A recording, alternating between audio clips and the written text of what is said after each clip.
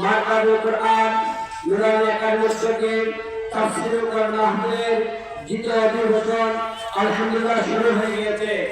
আমি এলাকাবাসী ধর্মপ্রাণ মুসলমান ভাই ও বোনদেরকে আহ্বান করে বলবো, আপনারা অতটা সময় নষ্ট না করে সবাই হাজারি পা করে সবাই মাহফিলে চলে আসবেন।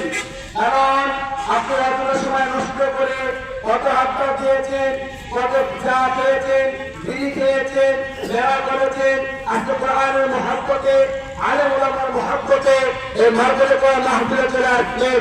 সবাইকে তাকবীর আলেম ওলামা যেখানে আমরা আছি সেখানে এবার আপনাদের সামনে কোরআন নিয়ে